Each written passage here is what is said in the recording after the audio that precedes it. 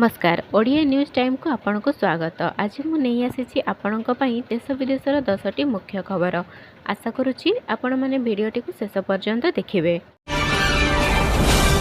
Number 1 आज पड़िबो शेष vote 6 Lok Sabha और 42 विधानसभा पाई मतदान। आज पड़िबो शेष भोट शेष पर्यायर हेबाकु थिबा मयूरभंज बालेश्वर भद्रक जाजपुर केन्द्रापड़ा और जगतसिंहपुर लोकसभा और 42 विधानसभा आसन रे नुआ नेता बाछिबे भोटर। 69,61,000 भोटर 460 नेतांक भाग्य निर्धारण करिवे। सेही बड़ी लोकसभा निर्वाचन 6टी पर्याय पर मतदान शेष होईछि। शेष पर्यायर केन्द्र शासित अंचल चंडीगढ़ एवं 7टी राज्यर मोट 57 लोकसभा आसन रे मतदान हेबो। सप्तम पर्याय निर्वाचन रे मोट 904 प्रार्थी निज भाग्य परीक्षा कराइछंती। नंबर 2 रिलैक्स मूड रे मुख्यमंत्री बुक स्टोर रु किणिले बही।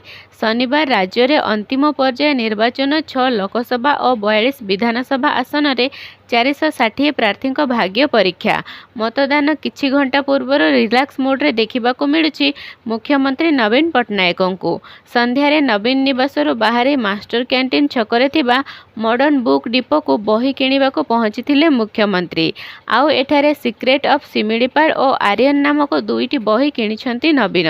2टी बहीर मूल्य 2500 टंका निजे पेमेंट करिसेंती मुख्यमंत्री। यह सहित सांबादिक प्रश्नर उत्तर दे कहिसेंती निर्वाचन प्रचार पर रिलैक्स हेबा पई से ए बही किणिबाकू आसिछंती। नंबर 3 पुरी बाण विस्फोरण घटना रे आउ 2 जनकर मृत्यु। पुरी बाण विस्फोरण घटना रे आउ 2 जनकर मृत्यु घटी। स्वतंत्र रिलीफ कमिशनर को कार्यालय पक्षरु एही सूचना दिया जाइछि। यह सहित एही घटना रे मृत्यु संख्या 6 को वृद्धि पाइछि। चिकित्साधीन अवस्था रे एही 2 जनकर मृत्यु घटी। एही घटना रे आहत होइथिबा आहुरी 24 जन कटक और भुवनेश्वर विभिन्न हॉस्पिटल चिकित्साधीन अछंती। सेहीपरि मृतकों परिवार लोकों को 4 लाख टंका लेखाए सहायता राशि प्रदान करने दिगरे पुरी जिलापाल पदक्षेप नहीं सारिथिबा कुहा जाइछि। नंबर 4 भारतीय अर्थनीति मार्च क्वार्टर रे देशर जीडीपी 7.8%। केंद्र सरकार पक्षरु आज जीडीपी अभिवृद्धि संपर्क में तथ्य सार्वजनीन करा जाइछि। मार्च क्वार्टर रे देशर जीडीपी 7.8% रही। 2023-24 आर्थिक वर्ष रे जीडीपी भल प्रदर्शन करिथिबारु 2024 रे यह 8.22% रहिबो बोली आकलन करा जाइछि। जनवरी रु मार्च मध्य जीडीपी 7.8% वृद्धि पाइथिबा बेले गत वर्ष समान समय रे यह 6.1% रहिथिला। सेहीपरि एहार पूर्व वर्ष रे मार्च क्वार्टर रे जीडीपी 8.4% रहिथिला। नंबर 5 पाणीपाग सूचना।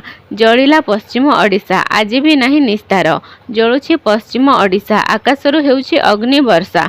पश्चिम ओडिशार 8टी सहरर तापमात्रा काली 45 डिग्री सेल्सियस बा ता उपरे रेकर्ड करा जाइछि। ततलागढ़ भावरे परिचित टिटलागढ़ रे दिनर सर्वोच्च तापमात्रा 46.5 डिग्री सेल्सियस रेकर्ड करा जाइछि। फଳରେ काली यह राज्यर सबुठु उत्तप्त सहर पालटिछि। प्रचंड ताती और गुड़ुगुड़ीरू लोके त्राही त्राही डाकुथिबा बेले आहुरी 3 दिन निस्तार नाही। 3 तारिख जाए जारी रहिबो ग्रीष्म लहरी।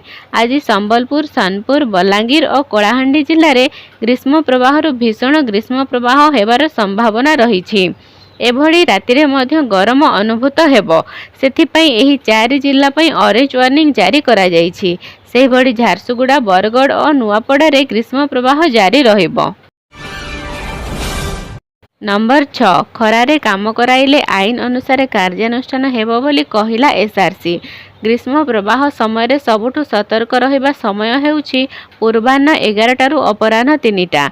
एही समय भितर सतर्क रहिले अंशुघातरू बर्ती पारिबा। एने सूचना देइछंती एसआरसी सत्यव्रत साहू। दिन 11 टारू 3टा पर्यंत खरारे काम कराइबा मना। खरारे काम कराइले आईन अनुसार कार्यानुष्ठान हेबो बोली से कहिछंती।